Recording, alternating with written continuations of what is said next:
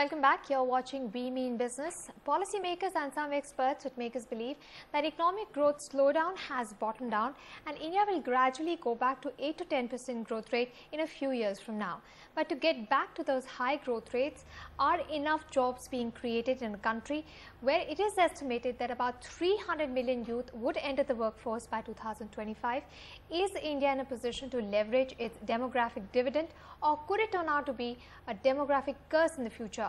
To discuss this, we are joined by Sabina Dewan. She is Director, Just Jobs Network, Globalization and Internal Employment Center for American Progress.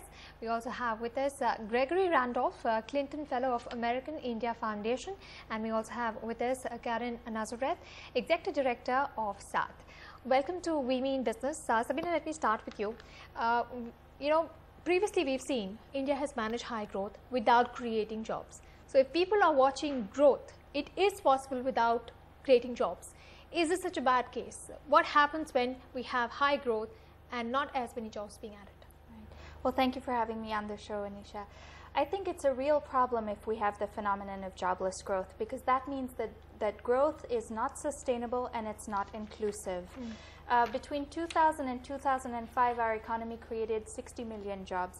Between 2005 and 2010, we only created 2 million jobs. So again, we've seen the data show us that we've had this jobless growth, and that's a real problem because the average person is not enjoying the benefits of growth, and that means that growth in the future will not be inclusive and will be unsustainable. So if that would happen, if it is just a few people benefiting, what will happen then? What are we expected to look forward to? Will there be social unrest? Will there be increase in crime? What will happen to growth? I think it's exactly what you've just said. We will see social unrest, and we've also seen that growing inequality has a negative impact on growth. And we're seeing that as our inequality has also grown in India, we've seen our growth rates slow from, to the order of from 8% to now 5% in 2013 so far.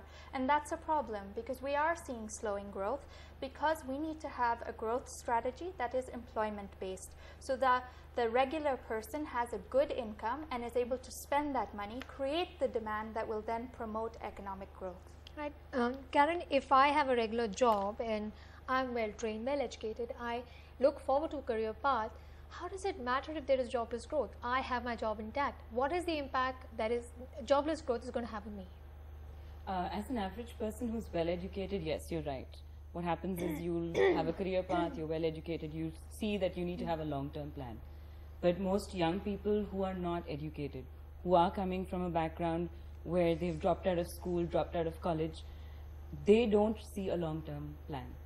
And that's where they get lost in the job market or they lose out of the job market. How does it affect me?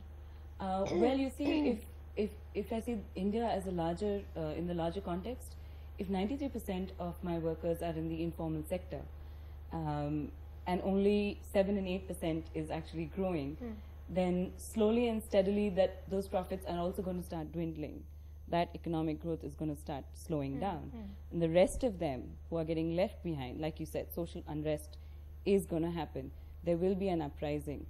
And large number of workers are in the informal sector.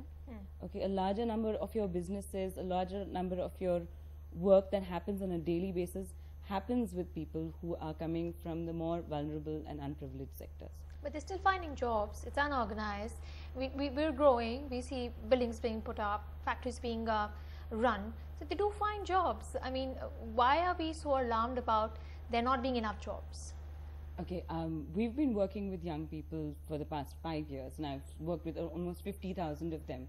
And as you say that, yes, they do find jobs, but it's not a long-term thing. Most of them drop out. You see, at a certain stage, they drop out and then they leave the market. And they're sitting idle.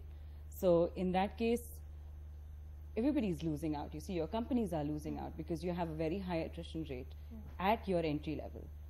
So the companies are constantly spending more and more to find those people to fill those jobs. Whereas the government is investing so much money right now on livelihood skill training, vocational training, etc.